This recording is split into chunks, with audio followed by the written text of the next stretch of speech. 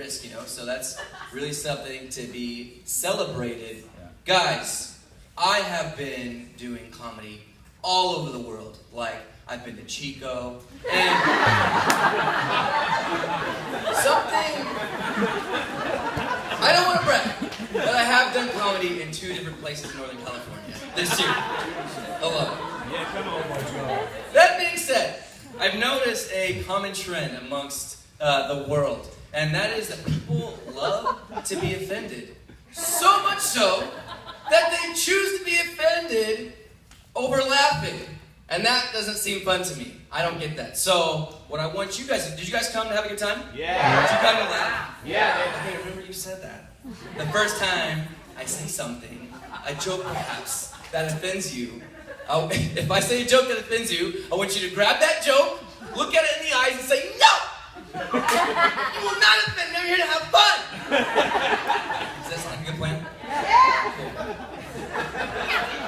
Just needed to have that DTR with y'all real quick. I go to church. Any other churchgoers in here? Woo! That's good. These jokes would have sucked if that hadn't been the response. Really. These jokes will be very relatable, borderline pandering for you guys. But I wrote them just for you, so I hope you feel honored. I go to a very specific church, of which I'm sure most of you are aware. It's called Bethel Church. Or Bethel, if you're South African. I know I knocked that out of the park. I've been working on that accent. I love going to Bethel Church. There are some things that could only happen at Bethel Church. You guys want to talk about those? Oh gosh. The other day I was walking up to Bethel Church, and right before I'm entering the double doors, there's a man, and he is sprawled out on the ground, and he is laying there, and I look down and I smile and I say, good for you. And I step over his body.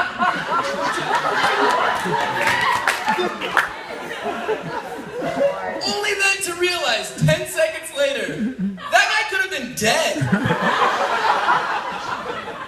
He could have been murdered a minute ago. And I was the biggest jerk in the world about it. Like I saw him, I was like, oh, do it again, God. Yeah. That could only happen at Bethel Church. It's a really good thing that, like, the parable of the Good Samaritan didn't take place at Bethel.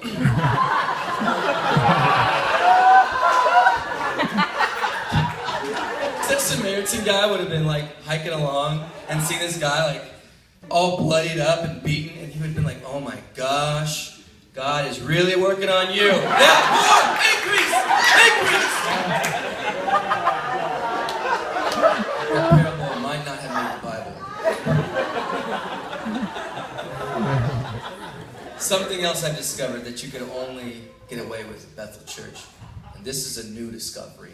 So you heard it here first. You can get away with things during sermons that you could not get away with anywhere else. So I've been testing for you guys the different things that you can get away with. My new favorite thing to do during a sermon is meow. I'm not talking like nothing super obvious. I'm talking a spiritual, like, meow, you know? If you think I'm lying about this, I want you to go to church, any church service, and the next time someone says something that just hits you right here. Are you ready for what I'm about to tell you? It's going to change your life. You won't be able to unhear this once I tell you. The next time, like, Leslie Crandall gets up there, she's like, yeah, and like, the thing about love is it's for you. And I want you to just go, meow. Sounds crazy, but it'll totally blend in. It'll totally blend in. Even more fun than that is to gradually, like, increase the volume. Because people have accepted, you know, the sound that you're making, and it sounds super similar to what they're saying. So just more loudly later, just be like, meow. Just loud enough so like the person in front of you does one of these, you know? Like, you know when you're like trying to like confront somebody like behind you without having to like make eye contact, like they're being too loud or something, you know? Like they just do one of these. What you want to do? Here's what you want to do. You want to go. That's what you want to do, but you don't, right? Because we're at Bethel Church, and what you do, there's levels, right? There's levels. First offense, you get the, I'm looking off to the side. I want you to see my eyes and know that I have them. I want you to see my eyes. You're looking this way, but I got you my periffs. That's first warning, right? Second offense. It's one of these. The stretches he was behind me. That's as far as I've had to go. I've never had to go further than that. They got the picture.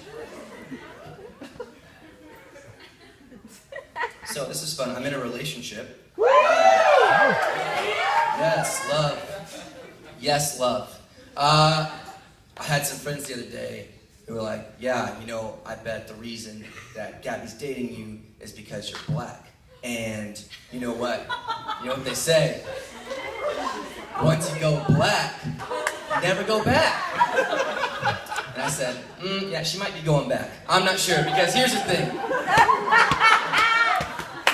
If a girl were to date me specifically for the purpose of dating a black guy, this is not what she would be looking for. Just laying it out there. If anything, I'm like a dating a black guy starter kit, you know? I'm like the training wheels that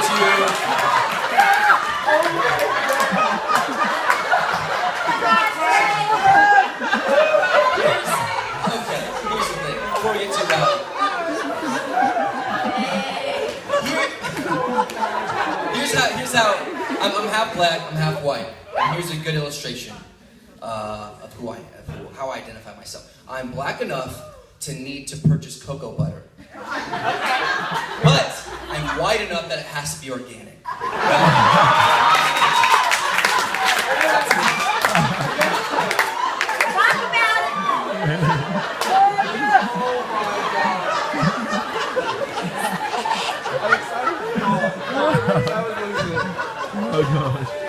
I can do some things that only white people can enjoy, like shop at Whole Foods.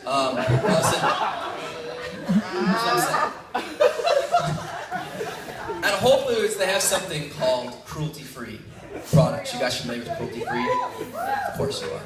Of course you are. Here's the thing. I'm not saying that all white people care about cruelty-free. I'm saying only white people care about cruelty-free. It's accurate. If you disagree with me, you're wrong. You might be more politically correct, but you are wrong.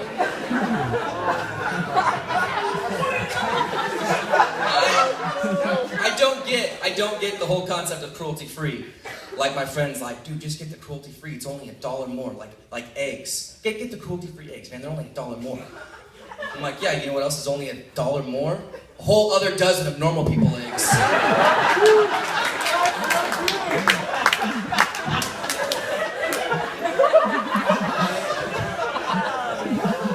Here's the thing. I would not pay more money for cruelty-free, but I would pay less money for extra cruelty eggs. They don't have them, they should. I can just picture going to like Whole Foods, right? And there's like, you're like at the egg section and the egg salesman or whatever is like, yeah, the egg salesman, Whole Foods, don't put it past him.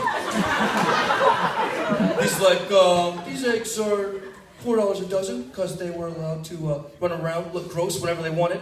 And these eggs are $1.29 because they're regular caged eggs and the chickens are really sad about it. And these eggs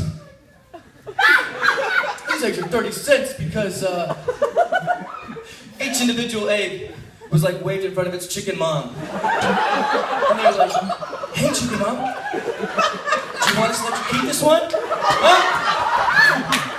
You can finally have that son you always wanted. Name him Jason. Jason can be a musician. You can move to the city together and love each other.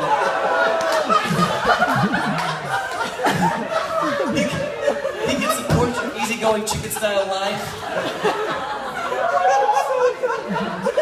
Would you like that, chicken mom?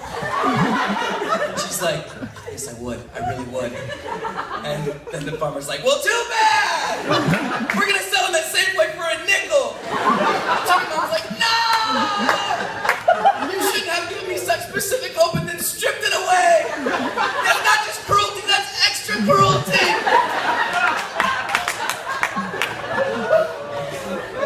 I would buy those eggs. I would buy those eggs.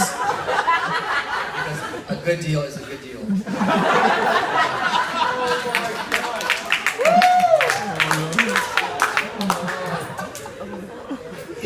I'm gonna leave you guys with this because I feel like I might have made some of you mad. So the only thing that would be fair is to the girl with the pink hair is definitely mad. You can't have pink hair and not get mad about chicken jokes.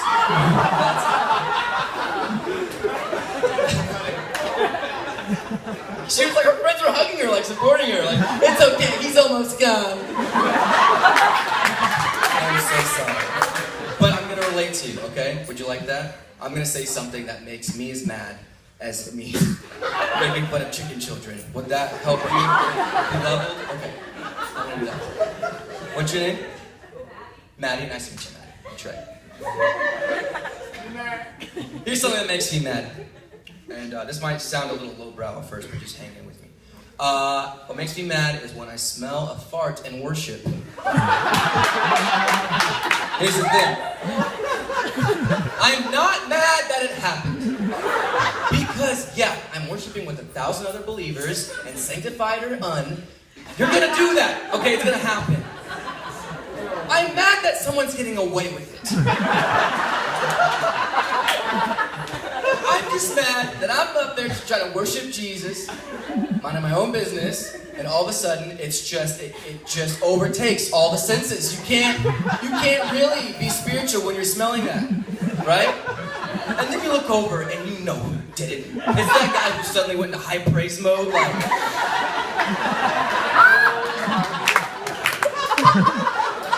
He's singing extra, you know. I'm letting go.